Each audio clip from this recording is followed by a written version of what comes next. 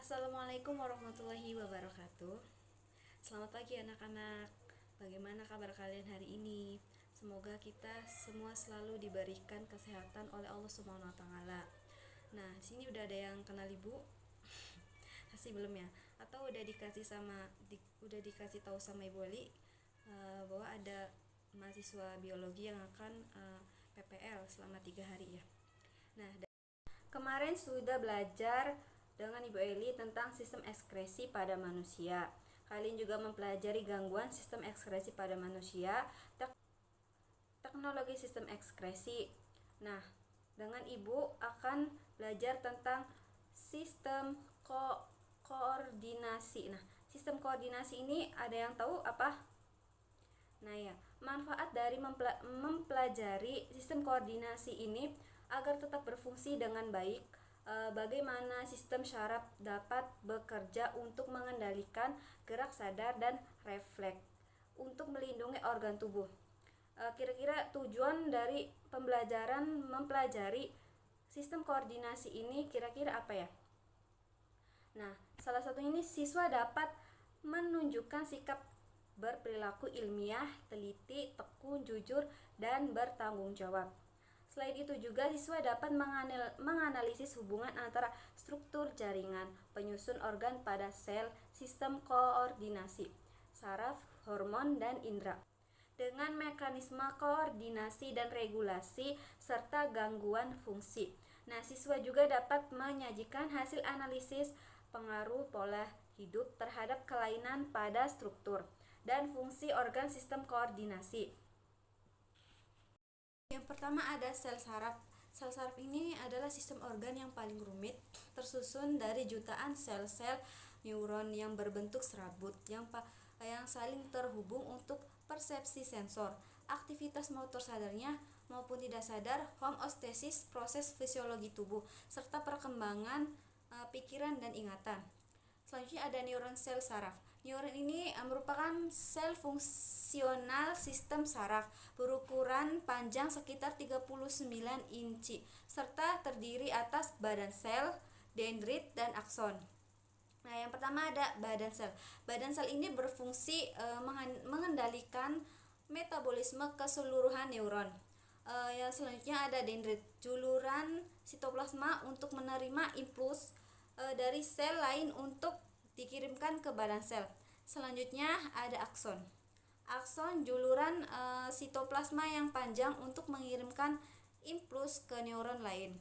Akson diselubungi myelin. Bagian akson tanpa myelin disebut nodus Ranvier untuk mempercepat jalannya impuls. Myelin sendiri ditutupi oleh selubung sel Schwann atau neuron 5. Neuron tidak dapat melakukan mitosis, namun serabutnya dapat beregenerasi. Neuron sendiri berdasarkan fungsinya yaitu ada neuron sensor aferen, berfungsi untuk mengantar impuls dari organ sensor ke pusat otak atau sumsum tulang belakang. Selanjutnya ada neuron motor atau aferen, mengantarkan impuls dari pusat saraf ke organ motor otot atau kelenjar. Selanjutnya ada neuron konektor atau interneuron, berfungsi menghubungkan neuron yang satu dengan neuron lainnya. Nah, ini berdasarkan struktur jalur sitoplasma neuron dapat dibedakan menjadi 3, yaitu ada bipolar, unipolar, multipolar. Yang pertama itu ada neuron bipolar, yaitu memiliki 2 juluran berupa dendrit dan akson. Contohnya pada neuron pada organ indera seperti mata, telinga, dan hidung. Yang kedua ada unipolar. Unipolar ini merupakan neuron bipolar yang tampak hanya memiliki 1 juluran dari badan sel karena akson dari dendritnya berfungsi. Contohnya neuron pada embrio. Dan selanjutnya ada multipolar, memiliki 1 akson dan 2 dendrit atau lebih. Contohnya pada neuron motor yang terdapat di otak dan medula spinalis di sumsum tulang belakang. Selanjutnya itu ada struktur sel neuron. Sel neuron ini belakangnya ada dendrit. Nah, dendrit ini letaknya di seperti akar, di ujung akar di tengahnya. Lalu ada badan sel, tepatnya tengah-tengah. Lalu inti sel ini seperti bola yang kecil, itu inti sel. Ini ada di ujung ekor sel saraf neuronnya. Lalu ada selubung myelin, ada akson, ada nodus Ranvier, ada sel cawan. Selanjutnya ada sel neuroglia atau sel gila. Sel neuroglia ini adalah sel penunjang pada saraf pusat yang berfungsi sebagai jaringan ikat. Jenis-jenis sel neurogilanya yaitu astrosit, berfungsi sebagai lem yang menyatukan neuron. Yang kedua ada oligodendrosit, berfungsi sebagai membentuk lapisan myelin untuk melapisi akson. Selanjutnya ada mikroglia, berfungsi untuk pertahanan tubuh atau sistem imunitas. Yang terakhir ada sel ependima, merupakan membran epitelium yang melapisi organ cerebral dan medula spinalis. Selanjutnya ada sinapsis. Sinapsis ini hubungan satu neuron dengan yang lain. Titik temu ujung akson atau neuron dengan dendrit dari neuron lain, atau hubungan ke otot dan kelenjar. Struktur sinapsis dibagi menjadi 3, yaitu ada prasinaps, bagian akson terminal, celah sinaps, ruang antara prasinaps dengan pasca-sinaps, dan pasca-sinaps bagian dendrit. Nah, pada celah sinaps ini terdapat substansi kimia neurotransmitter yang berperan untuk mengirimkan impuls. Selanjutnya ada neurotransmitter, dapat bersifat eksitansi, meningkatkan impuls, atau inhibisi, menghambat impuls. Nah, ini ada struktur sinapsis. Pada struktur sinapsis ini ada mitokondria, gelembung sinapsis mengandung neurotransmitter, ada membran prasinaps, reseptor protein, saluran ion, ada membran postsinaps dan celah sinaps, dendrit, tombol sinaps, dan akhir akson. Untuk lebih jelasnya, Ibu akan menayangkan video proses sinapsis. Dengan mudah, kita ambil dari kata sinaptiknya saja. Pada tipe persinyalan ini, penghantaran molekul melibatkan daerah khusus yang disebut sinapsis. Nah, di mana sih letak sinapsis tuh? Nih ya, sinapsis merupakan titik temu antara terminal akson salah satu neuron dengan neuron lain. Nah, jadi neuron ini akan berkomunikasi dengan sel targetnya, kayak berkomunikasi dengan neuron lain ataupun dengan sel otot melalui sinapsis ini. Bagaimana caranya? Caranya adalah neuron akan mensekresikan molekul yang disebut neurotransmitter. Kemudian, neurotransmitter ini akan berdifusi dan berikatan dengan reseptor yang berada pada sel target. Dengan begitu, sel target dapat menerima sinyal yang dihantarkan oleh sel pensekresi sinyal. Dalam hal ini, sel pensekresi sinyalnya adalah neuron.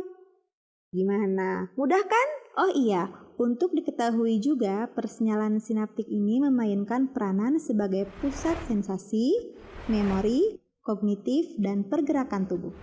Nah, jadi itulah pembahasan singkat mengenai synaptic signaling. Gimana? Mudah kan? Ini ada impuls saraf, gerak sadar, dan gerak refleks. Nah, impuls saraf ini rangsangan yang diterima oleh reseptor dan lingkungan luar, kemudian dibawa oleh neuron menjalari serabut saraf. Nah, impuls ini akan menyebabkan terjadi gerakan. Yang pertama itu ada gerakan sadar dan gerakan refleks. Akan menyebabkan terjadinya gerakan. Yang pertama itu ada gerakan sadar. Gerakan sadar ini atau disengaja atau disadari. Nah, impuls ini menerima reseptor atau indera, lalu akan direspon oleh saraf sensori melalui otak, saraf motorik, dan efektor otot. Nah, contoh dari gerak sadar ini biasa kita lakukan di keseharian kita, seperti menggenggam pensil, berlari, menari, terus apa lagi ya? Memegang buku. Nah, selanjutnya itu ada gerak refleks. Pada gerak refleks ini tidak disengaja atau tidak disadari. Refleks ini akan mengirim impuls melalui reseptor indera, melewati saraf sensoris, sumsum tulang belakang, saraf motor dan efektor atau otot. Nah, biasanya contoh dalam keseharian kita itu gerak refleks yaitu terangkatnya kaki saat menginjak paku. Yang kedua itu saat kita terkejut, saat kita melamun, terus saat tangan kita terkena setrika, secara refleks tangan kita akan ditarik. Ya seperti itu anak-anak. Selanjutnya itu ada mekanisme penghantaran impuls. Nah, impuls diterima oleh reseptor, dihantarkan oleh dendrit menuju badan sel saraf dari akson. Kemudian dihantarkan ke neuron lain. Neuron dalam keadaan istirahat memiliki energi potensial membran untuk bekerja mengirim impuls. Energi tersebut dihasilkan oleh perbedaan komposisi ion intraseluler dan ekstraseluler. Nah, di dalam sel itu ada kation ion positif utama adalah K+ dan Na+ rendah. Di luar sel kation utamanya Na+, K+ rendah. Energi ini dipertahankan dengan cara pompa K+ ke dalam sel dan Na+ keluar sel. Lebih jelasnya, Ibu akan tampilkan video tentang mekanisme penghantaran impuls.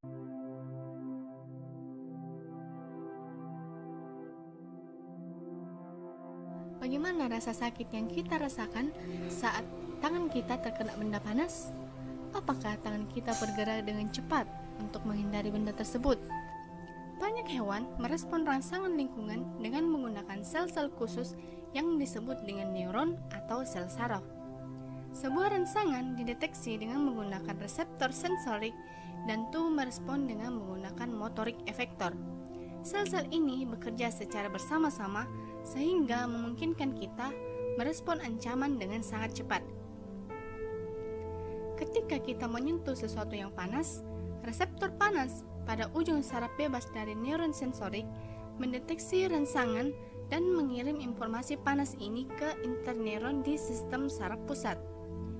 Neuron motorik kemudian mengirimkan respon dari sistem saraf pusat ke otot rangka di lengan kita sehingga menyebabkan otot berkontraksi dan kita pun segera menarik tangan. Penghantaran impuls oleh neuron sensorik tersebut melalui dua cara, yaitu melalui sinapsis dan melalui membran sel. Penghantaran impuls melalui membran sel dapat terjadi karena adanya perbedaan potensial listrik antara bagian luar dan bagian dalam sel. Jika tidak ada rangsangan, neuron dalam keadaan istirahat, di mana bagian luar sel diisi oleh ion natrium dan bagian dalam sel diisi oleh ion kalium, sehingga membuat muatan listrik di luar membran adalah positif, sedangkan muatan listrik di dalam membran adalah negatif. Keadaan seperti ini dinamakan polarisasi. Ketika neuron dirangsang dengan kuat, maka permeabilitas membran plasma terhadap ion natrium berubah. Hal ini menyebabkan saluran ion natrium terbuka dan ion-ion natrium berdifusi ke dalam membran, sehingga muatan sitoplasma berubah menjadi positif. Keadaan seperti ini dinamakan depolarisasi atau potensial aksi. Potensial aksi dibagikan sewaktu Na mengalir masuk melintasi membran. Depolarisasi potensial aksi menyebar ke wilayah di sebelah bagian tersebut, kemudian membalikkan polaritas membran di daerah tersebut. Di sebelah kiri wilayah tersebut, membran mengalami repolarisasi dengan keluarnya ion kalsium melalui kanal potasium. Proses polarisasi repolarisasi ini berlangsung secara berulang.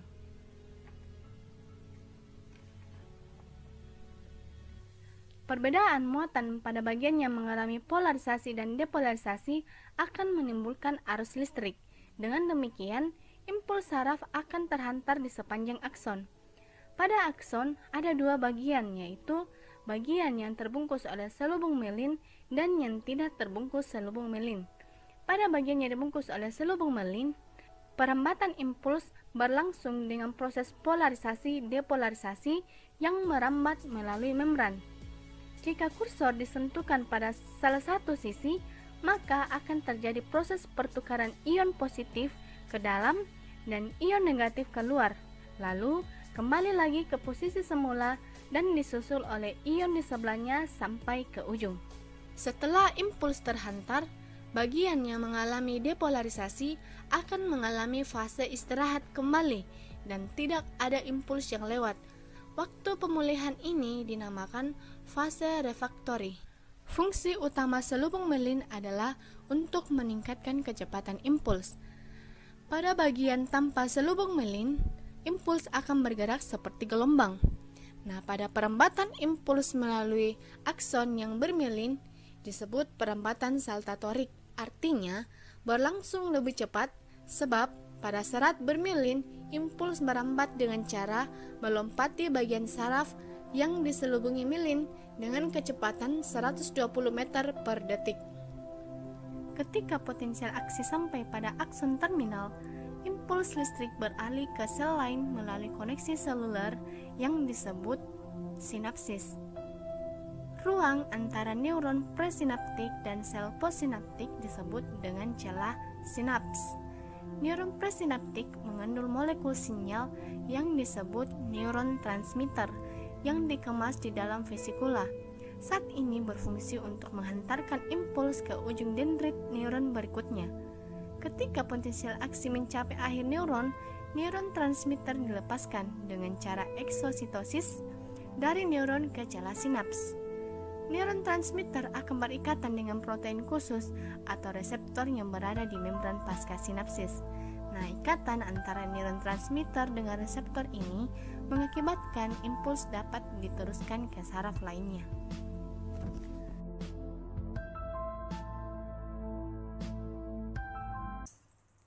Nah, seperti video yang Ibu sudah tayangkan, seperti yang sudah dijelaskan dalam video tadi, tahapan pengantaran impuls ini tahap istirahat polarisasi.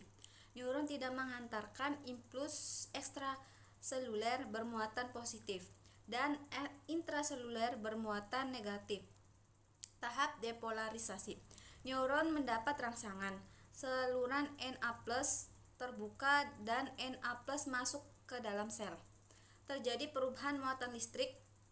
Ekstraseluler bermuatan negatif, intraseluler bermuatan positif. Nah, tahapan repolarisasi, saluran Na tertutup, saluran K+ terbuka sehingga K+ keluar. Kondisi akan kembali seperti tahap istirahat. Tahapan pengantaran impuls sendiri jadi sebagai respon dari sinyal badan sel akson menjadi terdepolarisasi. Nah, polarisasi menjalar sepanjang sementara. Pada membran terjadi terpolarisasi karena kanal ion Na+ terinaktivasi dan kanal ion K+ terbuka. Nah, membran tidak dapat terdepolarisasi lagi. Potensial aksi melanjutkan perjalanannya sepanjang akson. Selanjutnya ada sistem saraf pusat SPP atau singkatnya SPP. Yang pertama ini ada terdiri dari otak cerebral dan sumsum tulang belakang medula spinalis. Keduanya dilapisi jaringan ikat yang disebut meninges. Yang terdiri atas itu ada pia mater. Pia mater ini lapisan paling dalam dan mengandung pembuluh darah. Nah, lalu ada arachnoid. Arachnoid ini lapisan tengah dan mengandung sedikit pembuluh darah. 2 meter. 2 meter lapisan terluar yang terdiri atas 2 lapisan terluar melekat pada kranium. Selanjutnya ada otak dan medula. Medula spinalis memiliki substansi abu-abu, yaitu bagian luar dan substansi putih bagian dalam. Nah, selanjutnya yang pertama itu ada otak. Tersusun dari 100 miliar neuron yang terhubung oleh sinapsis membentuk anyaman kompleks bagian-bagian otak. Yang pertama ada cerebrum, yaitu otak besar. mengisi bagian depan dan atas rongga tengkorak. Bagian terluarnya disebut korteks cerebral dan bagian dalamnya disebut nukleus ganglia basal.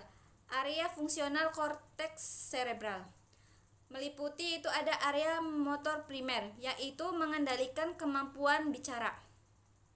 Yang kedua ada area sensor korteks, meliputi area sensor, area visual, area auditori, area olfaktori, dan area pengecap.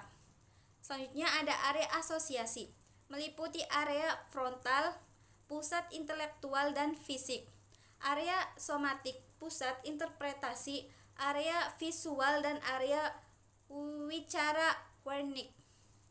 Selanjutnya itu ada nukleus basal, merupakan pusat koordinasi motor. Bagian-bagian otak yang pertama itu ada medula, medula spinalis, sulcus, gyrus, viscera, diencephalon, otak tengah, pons, medula oblongata, ada otak kecil, ada lobus parietal, ada lobus occipitalis. Selanjutnya yang kedua ada diencephalon. Diencephalon ini terletak di antara cerebrum dan otak tengah, terdiri atas ada 3, yaitu ada talamus, berfungsi menerima dan meneruskan impuls ke korteks otak besar, serta berperan dalam sistem kesadaran dan kontrol motor. Yang kedua ada hipotalamus, berfungsi mengendalikan sistem saraf otonom untuk pengaturan emosi dan mempengaruhi sistem endokrin. Yang ketiga ada epitalamus, ini terdapat dalam pineal yang berperan dalam fungsi endokrin. Yang ketiga ada sistem limbik, yaitu cincin struktur otak depan yang mengelilingi otak dan berfungsi dalam pengaturan emosi, mempertahankan kelangsungan hidup, pola perilaku, sosioseksual, motivasi, dan belajar. Selanjutnya ada mesencephalon atau otak tengah, menghubungkan pons dan cerebrum otak kecil dengan otak besar, berfungsi sebagai jalur penghantar dan pusat refleks, serta meneruskan informasi, penglihatan, dan pendengaran. Yang kelima ada pons faroli, yaitu jembatan kecil, berfungsi mengatur frekuensi dan kekuatan bernafas. Yang keenam ada cerebrum otak kecil, untuk mempertahankan keseimbangan kontrol gerakan mata, meningkatkan kontraksi otot, serta koordinasi gerakan sadar yang berkaitan dengan keterampilan. Yang ketujuh, medula oblongata, yaitu berfungsi dalam mengendalikan frekuensi denyut jantung, tekanan darah, pernafasan, gerak alat pencernaan makanan, menelan, muntah, sekresi kelenjar pencernaan, dan mengatur gerak refleks seperti batuk dan bersin. Yang kedelapan ada formasi retikuler, berfungsi memicu dan mempertahankan kewaspadaan serta kesadaran. Selanjutnya ada medula spinalis, yaitu sumsum tulang belakang, berfungsi mengendalikan aktivitas refleks komunitas antara otak dengan semua bagian tubuh, serta menghantarkan rangsangan koordinasi antara otot dan sendi cerebrum. Nah, substansi abu-abu mengisi struktur dalam dan substansi putih ini mengisi struktur bagian luar. Selanjutnya ada struktur medula spinalis. Nah, yang seperti kita lihat sini ada sumsum tulang belakang. Seperti yang Ibu sudah jelaskan, itu berfungsi mengendalikan aktivitas refleks komunitas otak dengan semua bagian tubuh. Jadi sumsum tulang ini sangat bagian yang paling penting atau sangat penting bagi tubuh kita. Bukan sumsum tulang saja, tapi seluruh bagian tubuh. Selanjutnya itu ada bagian sistem saraf tepi atau disingkat SST. Pertama itu ada saraf olfaktori, itu jenis neuronnya sensori, fungsinya persepsi indera penciuman. Yang kedua itu ada saraf optik, jenis neuronnya sensori, fungsinya persepsi indera penglihatan.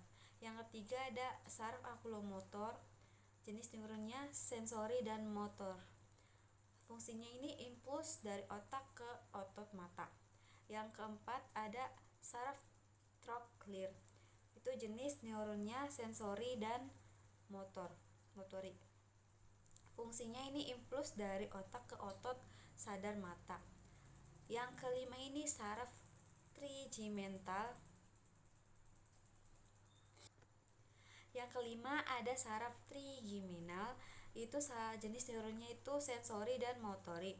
Nah, fungsi ini fungsi impuls otot mastikasi wajah dan hidung. Yang keenam ada saraf abdusen.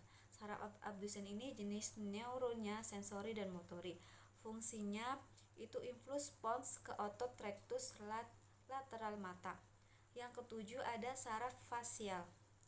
Jenis neuronnya ini sensori dan motorik. Nah, fungsinya ini impuls ekspresi wajah, lidah, kelenjar, air mata dan saliva. Yang kedelapan ada saraf vestibulocochlear. Itu jenis neuronnya sensori, fungsinya impuls dari indera pendengaran. Yang kesembilan itu ada saraf glossofaring. Nah, glossofaring ini jenis neuronnya sensori dan motorik. Fungsinya itu impuls otot bicara, menelan, kelenjar, ludah, rasa pada lidah. Yang ke-10 ada saraf vagus. Saraf vagus ini jenis neuronnya sensori motorik. Fungsinya itu impuls organ pada toraks dan abdomen. Yang ke-11 ada saraf aksesori spinal. Jenis neuronnya sensori motorik. Fungsinya impuls faring, laring, trapezius. Dan terakhir ini ada saraf hipoglossal. Jenis neuronnya itu sensori dan motorik. Fungsinya impuls dari medula ke otot lidah. Selanjutnya ada saraf spinal. Nah, saraf spinal ini terdiri atas 30 pasang saraf yang muncul dari segmen-segmen medula spinalis dan diberi nama sesuai nama ruas tulang belakang. Nah, berdasarkan area impulsnya, SST dibagi menjadi divisi aferen, itu membawa instruksi dari SSP ke organ efektor. Nah, selanjutnya ini ada divisi eferen, sistem saraf somatik, neuron motor pada otot polos, sistem saraf otonom, sistem saraf simpatis, dan sistem saraf parasimpatis. Selanjutnya ada saraf simpatis, yaitu berasal dari segmen toraks dan lumbar medula spinalis. Yang terakhir ada saraf parasimpatis yang berasal dari kranial, otak, dan sakrum di bagian bawah medula spinalis. Selanjutnya itu ada perbedaan saraf simpatis dengan parasimpatis. Sini ada yang tahu perbedaan saraf simpatis dengan parasimpatis. Nah, salah satunya itu perbedaannya asal serat saraf. Pada saraf simpatis ini berasal dari bagian toraks dan lumbar medula spinalis. Nah, pada saraf parasimpatis ini berasal dari area kranium, kepala, dan sakrum. Nah, yang kedua ada ukuran serat pragaglion. Saraf pada saraf simpatis itu pendek dan pada saraf parasimpatis ini panjang. Lalu yang ketiga ada ukuran serat pascaganglion. Saraf simpatis ini memanjang, sedangkan pada parasimpatis ini memendek. Lalu yang keempat ini ada jenis neurotransmitter ini pada saraf simpatis, asetilkolin dan noradrenalin. Pada saraf parasimpatis ini asetilkolin saja. Nah, selanjutnya yang terakhir ini ada efek pada saraf simpatis ini untuk aktivitas fisik berat seperti berolahraga, jogging. Nah, pada parasimpatis ini untuk keadaan tenang atau sedang beristirahat. Selanjutnya ada gangguan pada sistem saraf. Nah, yang pertama ini ada meningitis. Meningitis ini adalah radang selaput otak karena adanya infeksi bakteri atau virus. Yang kedua ada ensefalitis. Nah, ensefalitis ini peradangan jaringan otak, biasanya disebabkan oleh virus. Yang ketiga ini ada neuritis. Nah, neuritis ini gangguan saraf tepi akibat peradangan. keracunan atau tekanan. Nah, yang keempat ada rasa bal atau kebas dan kesemutan, gangguan sistem saraf akibat gangguan metabolisme, tertutupnya aliran darah, atau kekurangan vitamin neurotropik B1, B6, dan B12. Selanjutnya itu ada epilepsi atau AYAN.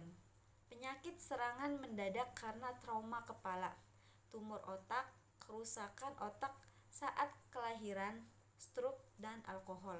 Selanjutnya itu ada Alzheimer atau sindrom kematian sel otak secara bersamaan. Yang terakhir ada gagal otak. Bergeraknya jaringan otak dalam tengkorak menyebabkan perubahan fungsi mental atau kesadaran. Nah, yang selanjutnya ini ada sistem endokrin. Sistem endokrin sendiri itu sekumpulan kelenjar dan organ yang memproduksi hormon, yaitu senyawa organik pembawa pesan kimiawi di dalam aliran darah menuju sel atau jaringan tubuh.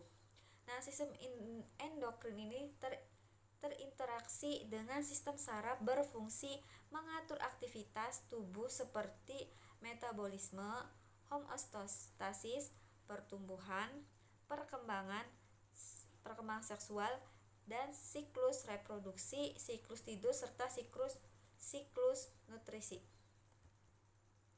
Selanjutnya ada karakteristik kelenjar endokrin. Nah, pada karakteristik kelenjar endokrin ini meliputi tidak memiliki saluran dan menyekresikan hormon langsung ke dalam cairan di sekitar sel. Yang kedua ada menyekresi lebih dari satu jenis hormon kecuali kelenjar paratiroid. Yang ketiga ada memiliki jumlah sel sekretori yang dikelilingi banyak pembuluh darah dan dipotong oleh jaringan ikat. Yang keempat ada masa aktif kelenjar endokrin dalam menghasilkan hormon yang berbeda-beda. Yang terakhir ada sekresi hormon dapat distimulus. Yang terakhir ada sekresi hormon dapat distimulasi atau dihambat oleh kadar hormon lainnya dan senyawa non-hormon dalam darah serta impuls saraf. Selanjutnya itu ada kelenjar endokrin dan sekresi. Nah, kelenjar endokrin dan sekresi ini meliputi hipofisis atau pituitari. Yang pertama itu ada lobus anterior. Nah, lobus anterior ini menghasilkan hormon pertumbuhan, hormon perangsang tiroid. Lalu ada hormon adrenokrotikotropika. Yang pertama itu ada hormon pertumbuhan. Nah, ini mengendalikan pertumbuhan sel, tulang, kartilago, mengatur laju sintesis protein, serta mengatur pemakaian lemak. Yang kedua ada hormon perangsang tiroid. Nah, hormon perangsang tiroid ini meningkatkan pertumbuhan dan perkembangan kelenjar tiroid atau gondok. Laju produksi hormonnya tiroksin dan metabolisme sel. Selanjutnya ada hormon adrenokortikotropika. Itu merangsang kelenjar korteks adrenal untuk menyekresikan glukokortikoid. Nah, lalu ada hormon gonadotropin. Itu ada follicle stimulating hormone. Itu menstimulus pertumbuhan folikel ovarium dan memproduksi hormon estrogen wanita. Menstimulus pertumbuhan dan perkembangan spermatozoa laki-laki. Yang kedua ada luteinizing hormone atau LH.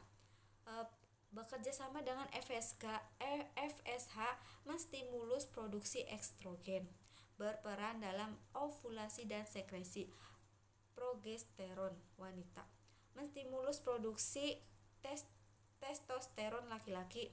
Selanjutnya ada hormon prolaktin atau PRL disekresikan pada saat hamil dan menyusui. Selanjutnya ada lobus intermedia.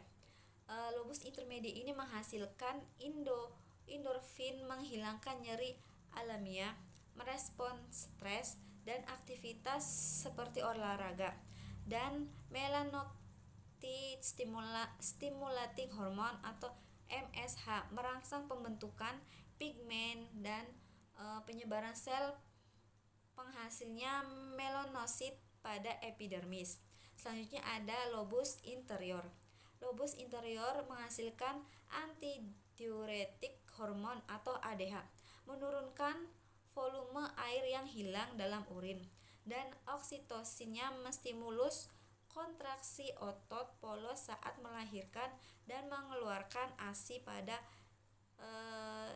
ibu menyusui. Selanjutnya ada tiroid atau kelenjar gondok. Nah, tiroid ini kelenjar gondok menghasilkan hormon tiroksin, meningkatkan laju metabolisme sel, menstimulus konsumsi oksigen, meningkatkan pengeluaran energi panas, serta mengatur pertumbuhan dan perkembangan normali tulang, gigi, jaringan ikat, dan saraf. Dan triodotronin.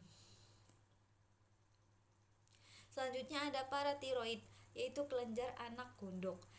Nah, kelenjar anak gondok ini menghasilkan hormon paratiroid hormon atau PTH untuk mengendalikan keseimbangan kalsium dan fosfat dalam tubuh melalui stimulus aktivitas osteoklas atau sel penghancur tulang, aktivitas vitamin D, dan stimulus reabsorpsi kalsium dari tubulus ginjal. Selanjutnya ada adrenal atau suprenalis atau anak ginjal. Adrenal ini bagian medula menghasilkan adrenalin, epinefrin, meningkatkan frekuensi jantung, metabolisme, dan konsumsi oksigen. Dan noradrenalin ini norepinefrin, meningkatkan tekanan darah dan menstimulus otot jantung. Adrenal juga bagian korteks menghasilkan aldosteron, mengatur keseimbangan air dan elektrolit. Glukokortikoid mempengaruhi metabolisme glukosa, protein, lemak, dan menjaga membran lisosom. Dan gonadokortikoid sebagai prekursor pengubahan testosteron dan estrogen oleh jaringan lainnya. Yang kelima ada pankreas. Pankreas ini menghasilkan hormon glukagon, meningkatkan penguraian glikogen di hati menjadi glukosa, dan sintesis glukosa dari sumber non-karbohidrat. Insulin merupakan katabolisme lemak dan protein, menurunkan kadar gula darah, serta meningkatkan sintesis protein dan lemak. Somatostatin ini sebagai penghalang hormon pertumbuhan dan penghambat sekresi glukagon dan insulin. Dan polipeptida pankreas fungsi belum diketahui. Selanjutnya ada pineal atau epifisiz cerebri, yaitu menghasilkan melatonin yang berpengaruh pada pelepasan gonadotropin dan menghambat produksi melanin. Selanjutnya ada timus. Timus ini menghasilkan timosin untuk mengendalikan perkembangan sistem imun. Lalu ada ovarium, testis, dan plasenta. Ovarium ini menghasilkan estrogen dan progesteron. Testis menghasilkan testosteron. Plasenta menghasilkan gonadotropin karion, estrogen, progesteron, dan somatotropin. Seperti yang sudah dijelaskan, fungsi-fungsi dari kelenjar pada endokrin pada manusia ini adalah struktur kelenjar endokrin pada manusia, yang itu meliputi ada kelenjar pineal, kelenjar hipofisis, kelenjar paratiroid, kelenjar timus, kelenjar pankreas, kelenjar tiroid, hipotalamus, kelenjar adrenal, ovarium wanita, testis pria. Selanjutnya ada perbedaan sistem saraf dengan sistem endokrin. Pada aspek pembedanya yaitu pertama aksi. Sistem hormon ini bergerak lambat, sedangkan sistem saraf ini cepat atau segera. Yang kedua ada aspek pembedanya itu respon. Nah, pada respon sistem hormon ini tidak langsung distribusi lebih luas. Sedangkan pada sistem saraf secara langsung distribusi lebih sempit. Yang ketiga ada aspek pembedanya pengaturan. Pada sistem hormon ini jangka panjang, misal itu pertumbuhan. Pada sistem saraf itu jangka pendek, contohnya kontraksi pada otot jantung. Yang keempat ada aspek pembedanya sekresi, itu sistem hormon lewat hormon. Sedangkan sistem saraf ini neurotransmitter. Aspek pembedanya pada komunitas. Pada komunitas sistem hormon ini melalui sistem sirkulasi. Sistem saraf itu melalui antar neuron melalui sinapsis. Selanjutnya itu kita masuk pada sistem indera.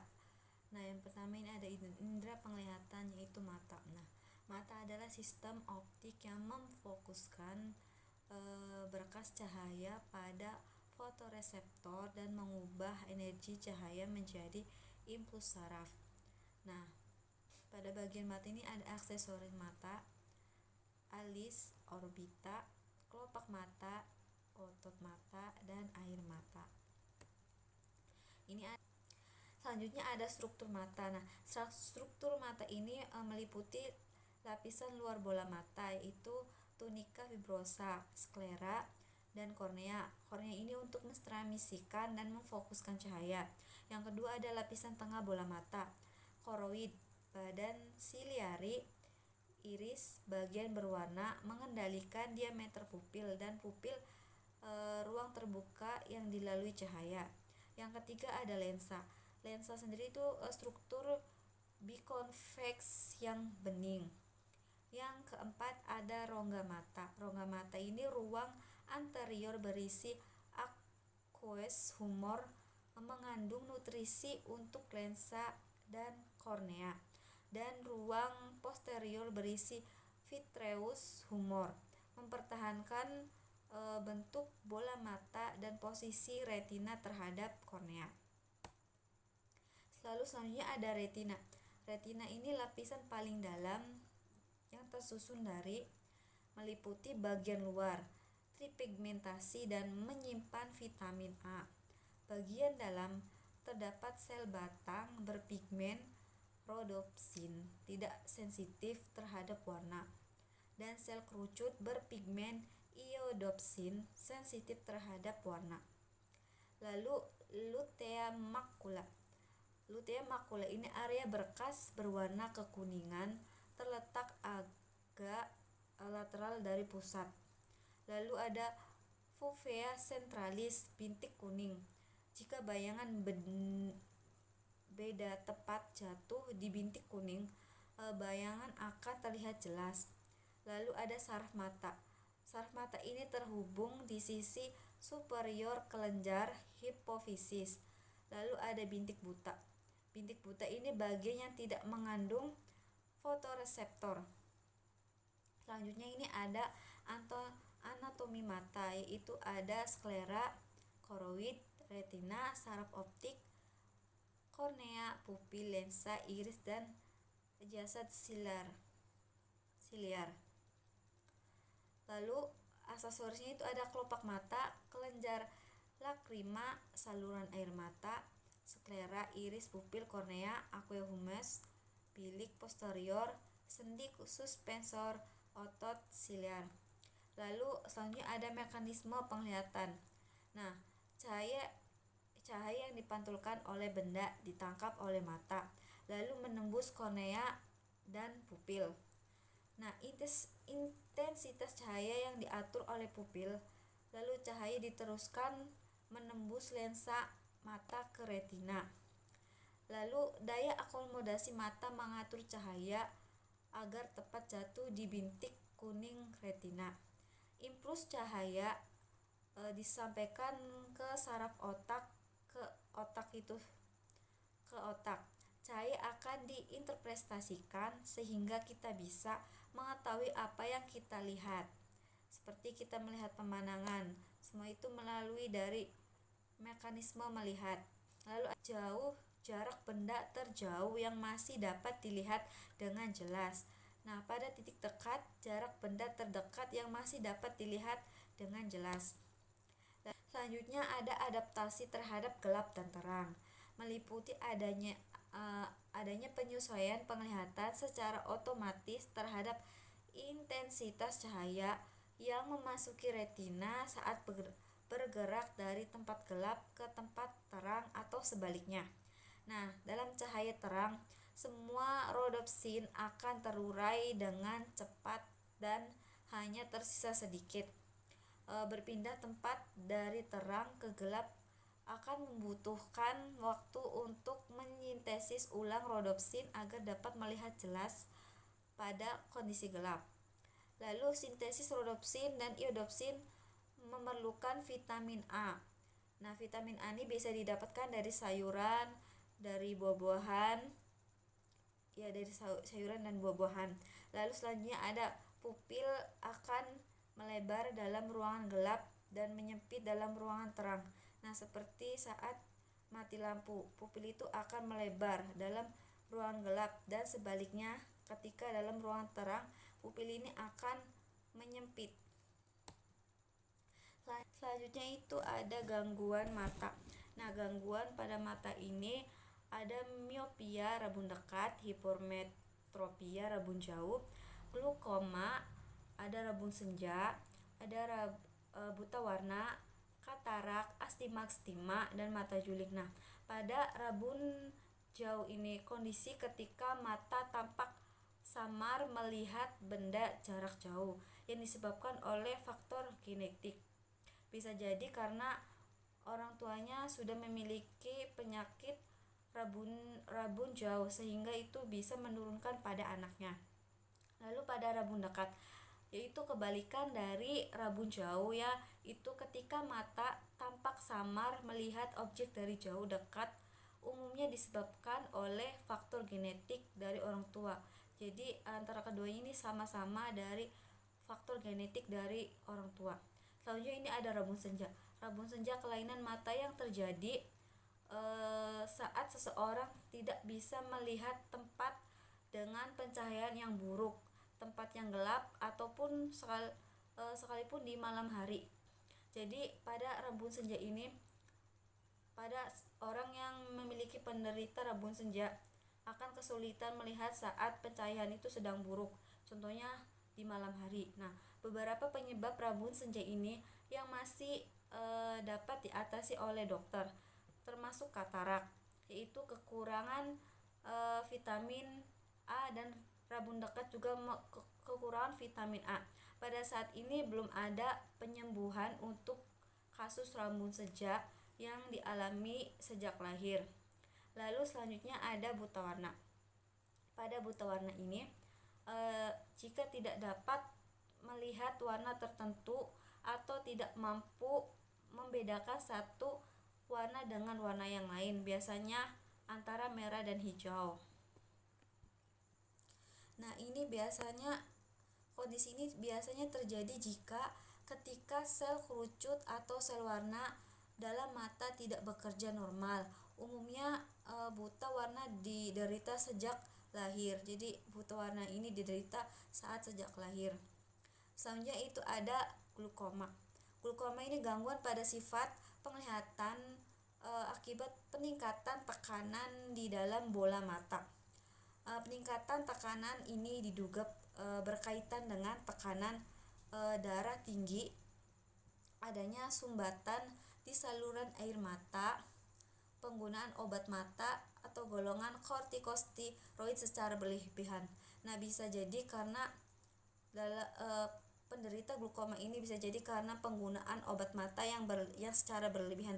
Jadi hati-hati dengan dalam menggunakan obat mata, itu sudah ada ketentuan atau dosisnya itu sendiri.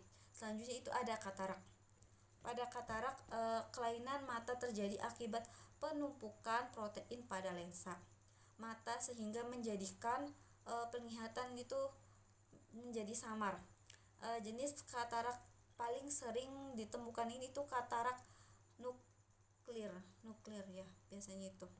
Lalu selanjutnya ada astigmatisme. Nah, astigmatisme ini merupakan kelainan mata karena disebabkan oleh kelengkungan kornea atau lensa yang tidak sempurna atau tidak rata. Kondisi ini mengakibatkan perubahan letak jauhnya cahaya pada retina sehingga menjadi penglihatan menjadi samar atau tidak jelas. Selanjutnya itu ada indera pembau atau hidung. Hidung ini memiliki kemoreseptor olfaktori untuk menerima rangsangan berupa bau atau zat kimia yang berbentuk gas. Epitelium olfaktori juga mengandung sel penunjang, sel basal, dan sel olfaktori. Nah, pada mekanisme penciuman bau ini, ketika ada bau kopi yang masuk ke dalam hidung, akan larut pada selaput mukosa yang akan merangsang silia sel reseptor. Nah, sel reseptor ini akan merangsang dan diteruskan ke otak untuk diolah, dan jenis bau akan dapat diketahui. Selanjutnya lalu ada gangguan pada indera pembau itu hiposmia dan anosmia, hipersomnia, sinusitas, dan polip. Nah, ini epitelium olfaktori yang tadi saya sudah jelaskan. Ketika bau kopi ini masuk ke hidung, larut pada selaput mukosa, setelah melalui proses tersebut, jenis bau ini akan dapat diketahui. Selanjutnya itu ada indera pengecap. Indera pengecap ini lidah memiliki kemoreseptor berupa kuncup pengecap yang terdapat pada papila, lidah, langit lunak, epiglotis, dan faring.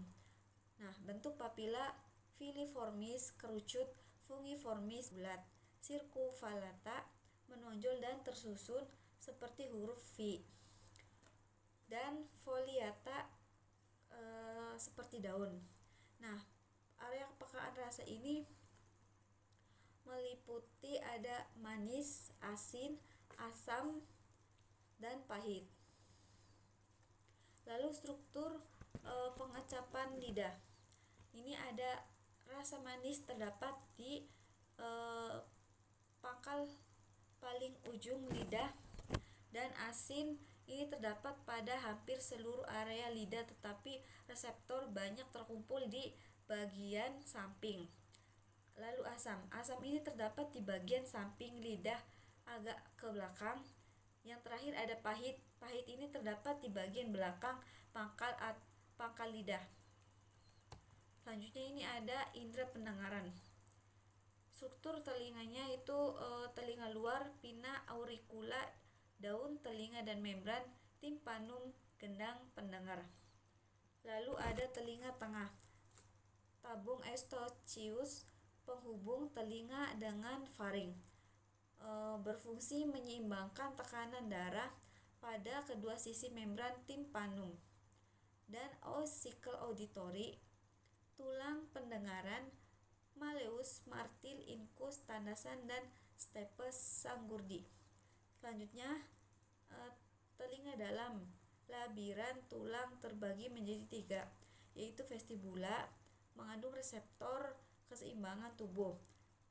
Yang lalu kanalis semicircularis, 3 saluran setengah lingkaran, dan kokli, mengandung reseptor pendengaran, dan labirin membranosa, terdiri dari auriculus dan sekulus yang dihubungkan oleh ductus endolimfa. Selanjutnya ada struktur telinga. Nah, struktur telinga ini yang sudah saya jelaskan tadi, ada daun telinga, malleus, incus, stapes, ada gendang telinga, saluran suara luar, jendela bulat, saluran dan saraf ruang siput. Lalu pada mekanisme mendengar akan saya putar video sebagai berikut. Dunia kita penuh dengan bunyi yang tidak terbatas. Tetapi sebenarnya, bagaimana kita menerima bunyi tersebut? Bunyi diterima oleh telinga luar yang terdiri dari daun telinga dan saluran luar pendengaran. Bunyi masuk melalui lubang telinga ke telinga tengah. Bunyi diterima oleh gendang telinga. sebuah membran yang fleksibel yang mulai bergetar ketika gelombang suara menghantamnya. Gelombang suara disalurkan oleh gerakan gendang telinga ke telinga tengah. Di telinga tengah terdapat 3 tulang kecil, yaitu tulang martil, tulang landasan, dan tulang sanggurdi. Secara bersama mereka disebut sebagai rantai musikular. Mereka membentuk jembatan antara gendang telinga dengan pintu masuk telinga dalam. Interaksi di antaranya meningkat dan semakin memperkuat getaran suara sebelum getaran-getaran ini disampaikan secara seutuhnya ke telinga dalam melalui jendela oval. Di telinga dalam terdapat koklea yang berbentuk seperti rumah siput. Di dalamnya terdapat beberapa bagian membran yang berisi cairan. Ketika gelombang suara menggetarkan jendela oval, cairan mulai bergerak dan kemudian menggerakkan sel-sel rambut yang halus. Sel-sel rambut ini kemudian mengubah getaran-getaran menjadi impuls elektrik yang dikirim oleh saraf auditori dan menuju ke otak. Apa yang kita sebut dengan bunyi sebenarnya hanyalah gelombang suara yang ditransmisikan melalui udara.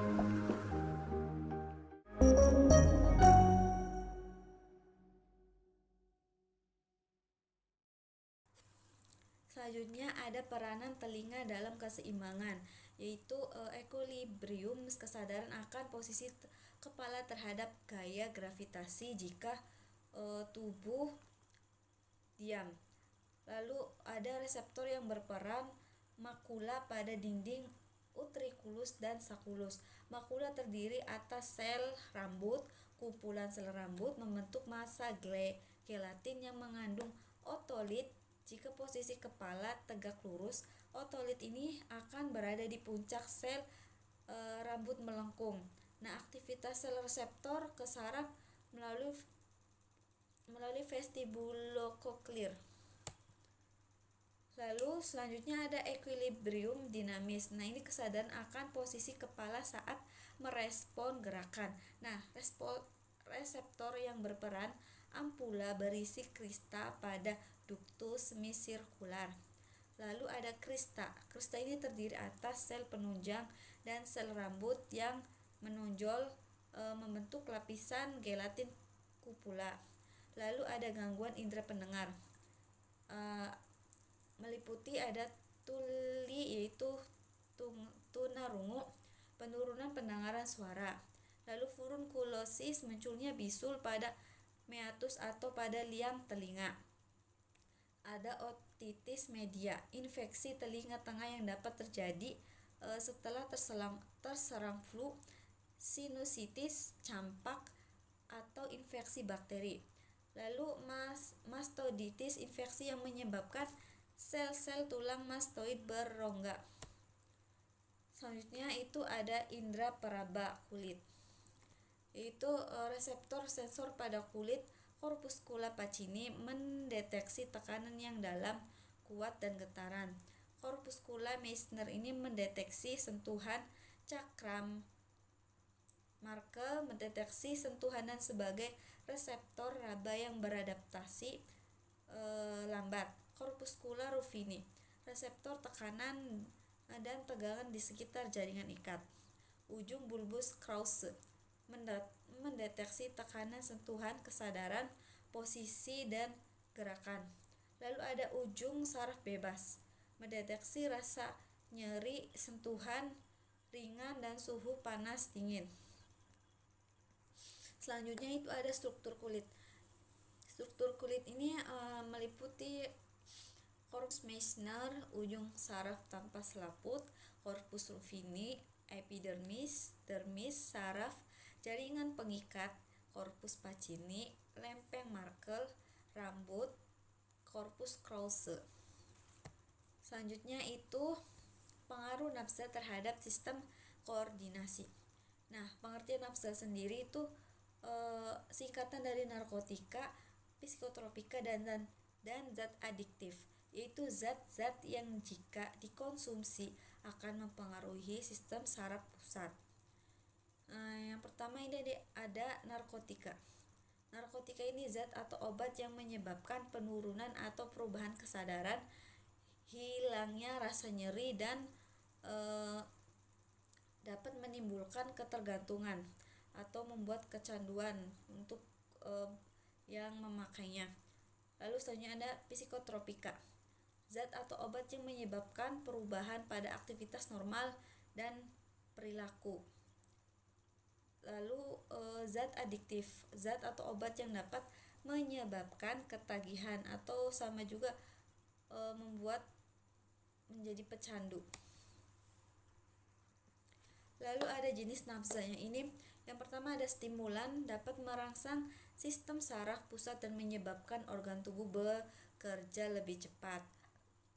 Penggunaannya lebih bertenaga serta lebih senang dan gembira untuk sementara waktu.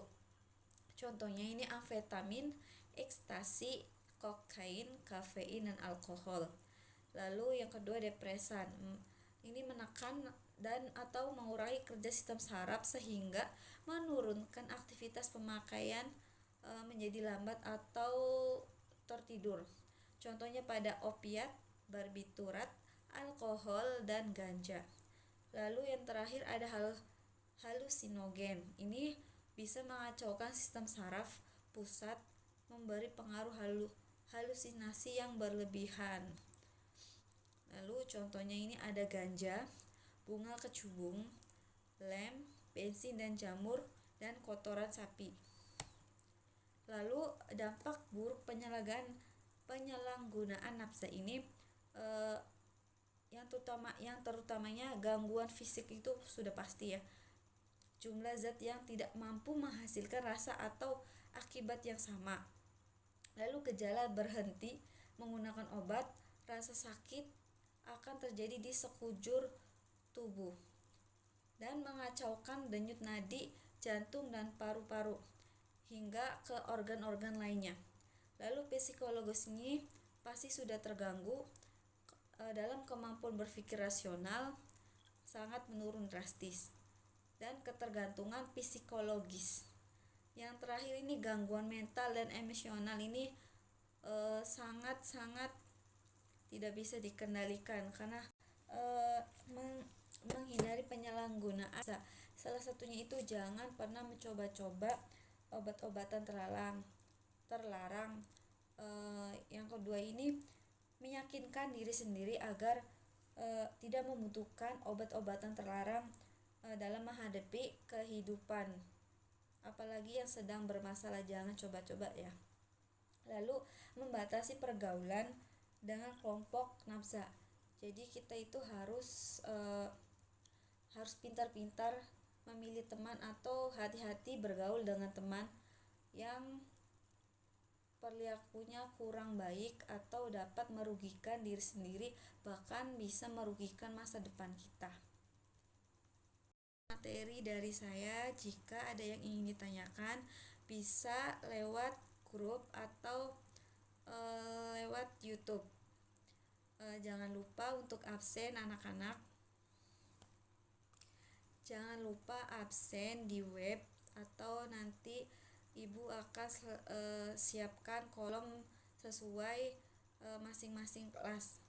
Dan jangan lupa pelajari, buka PPT-nya, pahami dan pelajari pembelajaran hari ini karena setelah ini ada tugas atau kuis. Jadi jangan kemana-mana, tetap jaga kesehatan, jaga jarak, dan selalu memakai masker.